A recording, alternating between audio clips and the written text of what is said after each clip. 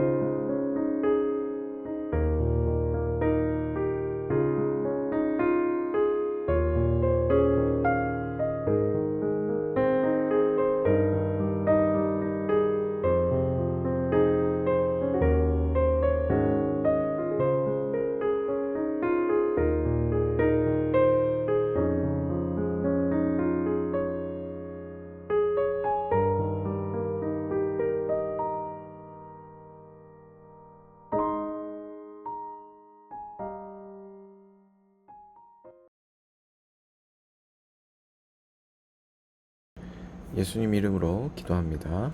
아멘. 오늘 하나님께서 우리 모두에게 주신 말씀은 호세아 11장 1에서 12절까지의 말씀입니다. 호세아 11장 1에서 12절까지의 말씀을 한 절씩 교독한 이후에 말씀을 나누겠습니다.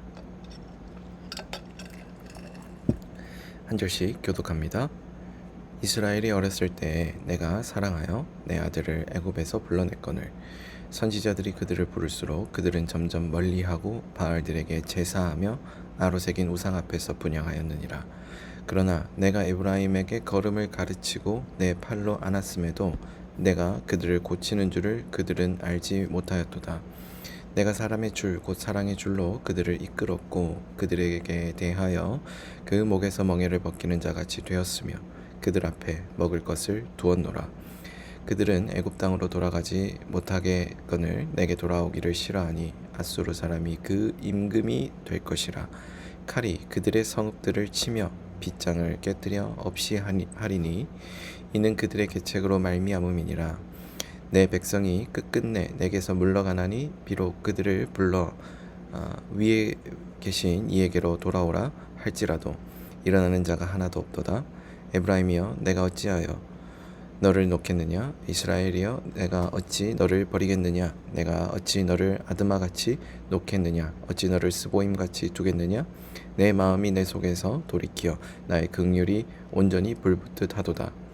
내가 나의 맹렬한 진노를 나타내지 아니하며 내가 다시는 에브라임을 멸하지 아니하리니 이는 내가 하나님이여 나 사람이 아님이라. 내 가운데 있는 거룩한 이니 진노함으로 내게 임하지 아니하리라. 그들은 사자처럼 소리를 내시는 여호와를 따를 것이라. 여호와께서 소리를 내시면 자손들이 서쪽에서부터 떨며 오되 그들은 애굽에서부터 새같이 아수르부터 비둘기같이 떨며 오리니 내가 그들을 그들의 집에 머물게 하리라. 나 여호와의 말이니라. 에브라임은 거짓으로 이스라엘 족속은 속임수로 나를 애워쌌고 유다는 하나님 곧 신실하시고 거룩하신 자에게 대하여 정함이 없도다. 아멘. 오늘 우리가 함께 나눈 교독한 이 호세아 11장 말씀은 지금까지 10장까지 해서 이스라엘의 불순종을 집중하여 조명하였다면 11장에서부터는 메시지의 주제가 회복과 하나님의 사랑으로 전환되고 있습니다. 바로 그와 같은 내용들이 집중적으로 다루어지게 될 텐데 호세아는 이스라엘의 반역에 대비하여 하나님의 사랑을 강조하는 그런 내용으로 그 하나님께로부터 받은 예언을 그들에게 전하고 있습니다. 먼저 1절부터 4절까지 단락을 보면 1절에서 이스라엘에 대한 하나님의 사랑을 불러내었다라는 동사로서 표현하고 있습니다. 하나님은 이스라엘을 사랑했기 때문에 애굽으로부터 그들을 불러내었습니다. 애굽은 이스라엘을 노예로 삼은 나라였습니다. 그러므로 하나님께서 그것으로부터 이스라엘을 불러냈다는 것은 그들을 애굽의 노예됨에서 구원해 주셨다는 것을 말해 줍니다. 그리고 또한 그들이 그 노예됨에서 해방되었다라고 하는 것은 구속사에서 굉장히 중요한 위치를 차지하고 있고 또 그 비중 또한 굉장히 높다라고 볼 수 있는데 우리가 경험할 수 있는 또 성경을 통해서 우리가 알게 되는 다양한 종류의 그 구속사의 모티브가 바로 이 출애굽 사건이죠.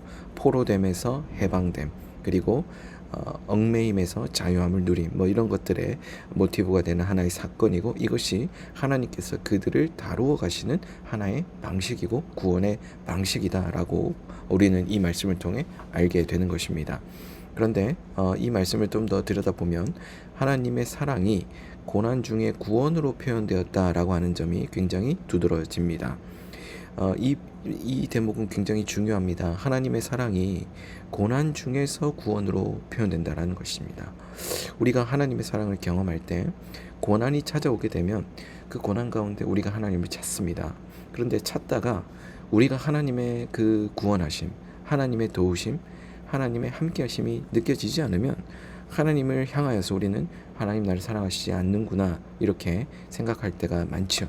그리고 나아가서는 하나님께서 나를 왜 돕지 않으실까라고 하는 의심이 들 때도 있습니다. 그때마다 우리는 이 말씀을 기억할 필요가 있는데 이 말씀에서 그 애굽에서 노예됨에서 구원해 주셨다라고 하는 것 그리고 그들을 불러내셨다라고 하는 그것들 하나님의 의도적인 구원 행위라고 우리가 함께 해석해 볼 수 있습니다. 하나님께서는 그들을 의도적으로 그 노예됨에서 해방시키셨습니다. 의도적이라고 하는 것은 하나님의 뜻이 있다라는 것인데, 그 뜻 가운데 가장 중요한 동기가 무엇이냐면 바로 사랑입니다. 하나님께서 그 사랑으로 이스라엘을 고난 중에서 구원하셨다라는 것은 하나님의 사랑이 고난 가운데서 구원으로 표현되며, 우리가 고난을 겪고 있다라고 하는 것은 하나님의 그 사랑이라고 하는 절대적인 그 동기가 여전히 우리의 삶을 흐르고 있다라고 하는 하나의 반증이 되는 것입니다. 이것을 믿음의 관점으로 보지 못하면 고난 가운데서도 우리는 끊임없이 하나님을 향하여 의심하고 원망하고 그분을 떠나게 될 수밖에 없다라는 것입니다.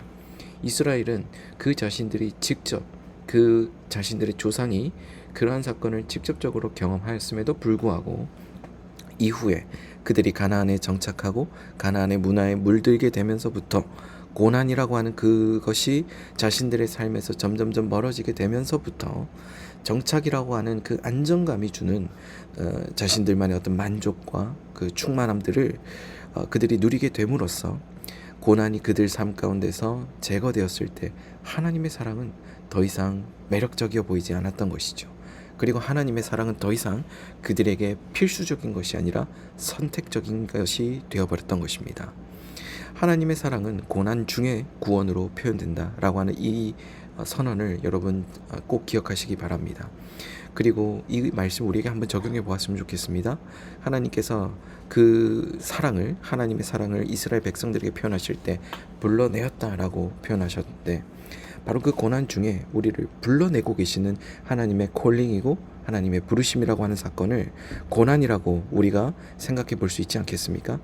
여러분들이 지금 고난을 겪고 있다라고 하는 것은 다른 한편에서는 이렇게 해석해 볼 수 있는 것입니다. 하나님께서 그것에서 불러내시는 그 구원자 되시는 하나님이 그분의 그 사랑의 동기로 우리를 여전히 부르고 계시며, 우리의 삶의 자리 가운데 우리가 무엇을 해야 될지, 어디로 나아가야 될지 하나님께서 부르시고 계신다는 것입니다.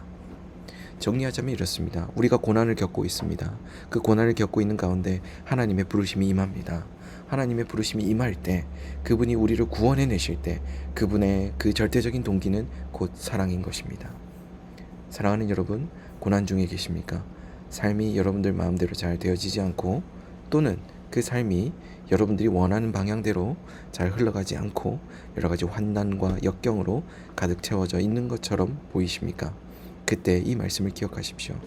우리가 우리의 고난의 자리 가운데 하나님의 부르심이 임하고 있으며, 그 부르심이 임하고 있는 그 자리 가운데 하나님께서 절대적인 동기인 그 사랑으로 우리와 함께 하시며 우리를 구원하고 계신다는 것을, 그리고 이미 구원하셨음을 우리는 알게 될 것입니다. 그 놀라운 소망의 사건, 그 놀라운 진리가 우리 가운데 이미 주어졌기 때문에 우리는 좌절하지 않을 수 있습니다. 고난 가운데서 주님을 바라볼 때 우리는 그분의 놀라운 사랑을 경험하게 됩니다. 그분의 놀라운 사랑이 우리와 함께 한다는 것을 바라보고 발견하게 될 때, 여러분은 그 고난 중에서도 다른 이들과는 다르게 고난을 가운데 오히려 인내하며, 또한 그 가운데 견디며 소망 중에 주님께서 다시 우리를 언제 놀라운 구원의 사건 가운데 또 그것을 보게 하실지를 기대하게 되는 것입니다. 저와 여러분들이 그와 같이 놀라운 그 구원의 은혜, 그 구원하시는 하나님의 그 사랑의 동기를 경험하시며 고난 앞에서도 담대히 행하시는 저와 여러분들 되시기를 주의 이름으로 축복합니다. 하지만 이스라엘 백성들은 안타깝게도 그 고난 가운데서도 여전히 하나님을 의심했습니다. 하나님의 사랑을 알면서도 의도적으로 떠났고, 삶의 여정에서 고통을 당할 때에도 구원의 소망을 잃어버렸습니다. 이스라엘이 이와 같이 하나님의 사랑에 대해서 무지하게 되었을 때 그 사랑 안에 거하기보다는 오히려 배반을 선택하지요. 그래서 3절 말씀에 그들은 알지 못하였도다 라고 표현하면서 그들이 우매해졌고 무지해졌기 때문에 하나님을 배신하였다라고 하나님께서 굉장히 안타까운 그런 마음에 이와 같은 말씀을 주시고 계십니다. 하나님은 그들을 애굽의 노예됨에서 구원해 주셨지만 이스라엘은 그것을 기억조차 하지 않았고, 호세아를 통하여서 계속해서 그들에게 말씀해 주셨지만 듣지 않습니다. 그럼에도 불구하고 하나님은 그들의 걸음을 가르치고 팔로 그들을 안으십니다. 그것이 바로 3절에 표현되어 있는 하나님의 사랑의 표현입니다. 그 3절에 표현되어 있는 그 말들은요, 하나님께서 자기 백성을 어떤 사랑으로 사랑하고 계시는지 구체적으로 표현하는 것입니다. 이 말씀에서 하나님의 백성에 대한 사랑을 걸음을 가르쳤다, 발로 안았다라고 표현하고 있는데, 이와 같은 표현들은 대할 때 연상되는 것이 바로 부모가 자녀를 바라볼 때 표현하는 사랑입니다. 그 걸음마를 내딛기도 힘들었던 아이가 걸음마를 내딛고 안전하게 살아갈 수 있도록 끊임없이 가르치고 양육하는 그 부모의 사랑, 바로 그것이 하나님께서 자기 백성을 사랑하시는 사랑의 어떻게 보면 예표와도 같은 것입니다. 하나님은 어떨까요? 완전한 부모이신, 완전한 우리의 하나님 아버지이신 바로 그분 하나님은 우리를 향한 그 사랑을 어떤 식으로 표현하실까요? 너무나도 완전하기 때문에 우리는 그것을 상상조차 할 수 없습니다. 그분이 우리를 얼만큼 큰 애정으로 돌보시고 보살피고 계시는지 상상조차 할 수 없기 때문에 우리는 더욱더 그분의 사랑으로 말미암아 기뻐하며 즐거워하며 평안을 누리게 되는 것입니다. 4절에 내가 사람의 줄 곧 사랑의 줄로 그들을 이끌었다라고 말씀하십니다. 이 표현 역시 하나님께서 자기 백성에 대한 사랑을 표현한 말이 이 표현이라고 볼 수 있습니다. 이 말은 우리로 하여금 줄에 매어 이끌려 있는 짐승을 연상하게 하는데, 이 줄은 사랑의 줄이 아니고 그 짐승을 통제하기 위한 강요와 통제의 줄로 보여집니다. 그러나 하나님께서 우리를 이끄실 때 사용하시는 줄은 강요와 통제의 줄이 아닙니다. 다른 곳으로 나아가지 않도록 우리를 붙드시는 사랑의 줄인 것입니다. 이 사랑의 줄을 사도 바울의 고백에서 살펴볼 수 있는데, 사랑으로 우리를 감동시킴으로써 이끄시는 줄이다라고 그는 표현합니다. 고린도후서 5장 14절에 그리스도의 사랑이 우리를 강권하시도다. 하나님은 우리가 그릇 행할 때처럼 우리를 그 그릇 행할 때 우리를 내버려 두시지 않으시고 우리를 사랑의 줄로 인도하신다는 것입니다. 그래서 이스라엘이 조금만 하나님께 관심을 두고 그분께 시선을 돌렸다면, 그리고 그만한 여유를 가지고 다시금 성찰하며 주님 앞에 나아갔다라고 한다면, 그 사랑 때문에 우리가 여전히 살아가고 있구나를 깨닫고 그 사랑의 자리로 다시금 나왔을 것입니다. 그런데 그들은 스스로 그 사랑의 자리를 박차고 나아가 버렸던 것이죠. 사랑하는 여러분, 혹시 여러분들 가운데 이스라엘 백성들과 같이 스스로 하나님을 버리고 떠나가신 분들 혹시 계시지 않습니까? 주변에 혹시 그런 분들을 보고 계시진 않습니까? 하나님께서 사랑의 줄로 우리를 붙들고 계시며 고난 중에 우리 가운데 그분의 사랑을 구원하심을 통하여서 알게 하시는 놀라운 은혜를 베풀고 계십니다. 고난 중에 있다 하더라도 우리를 향한 부르심은 여전히 우리의 삶 가운데 주어져 있으며, 내가 너희와 함께한다, 내가 너희를 붙들 것이다, 내가 너희를 선한 길로 인도할 것이다 라고 하시는 놀라운 하나님의 말씀이 우리 가운데 들려지는 것입니다. 그 말씀에 귀 기울이시며 고난 가운데서 담대히 행하시는 저와 여러분들 되기를 주의 이름으로 축복합니다. 다음에 이어서 5절부터 7절까지의 말씀을 보면 그들이 하나님의 사랑을 배반함으로써 얻게 될 것은 다른 나라의 포로됨이다 라고 하는 내용이 등장합니다. 이제 5절에 보면 애굽을 의지하지만 그들로부터 도움을 얻지 못할 것이다 라는 표현이 등장하고요. 이스라엘이 애굽을 의지함으로써 에스로로부터 자유함을 얻고자 했던 것을 비판하는 내용이 거기에 기록되어 있습니다. 하나님의 크신 권능으로 애굽의 노예됨으로부터 그들은 구원받았지만 다시 애굽을 의지하려고 하는 것은 참 아이러니하면서도 의미심장한 부분입니다. 이것이 저는 어떻게 보면 인간이 가지고 있는 죄성, 죄로에 회귀하고자 하는 그 본성이지 않나, 이런 생각이 듭니다. 우리는 끊임없이 자기중심적인 그 본성을 복음으로 대적하며 또 복음적으로 살아내기 위해서 그 앞에서 우리가 하나님께서 원하시는 것이 무엇인지를 성찰해야 될 것입니다. 그런데 우리는 때때로 그렇게 성찰하지 못하며 다시 죄된 본성 가운데 행할 때가 너무나도 많다는 것이죠. 이어서 8절부터 11절까지를 보면 12절까지를 보면 하나님께서 이스라엘이 그릇 행하고 있을 때 참아 보실 수 없어서 바른 길로 인도하시기 위해 포기하지 않는 사랑을 말해주고 있습니다.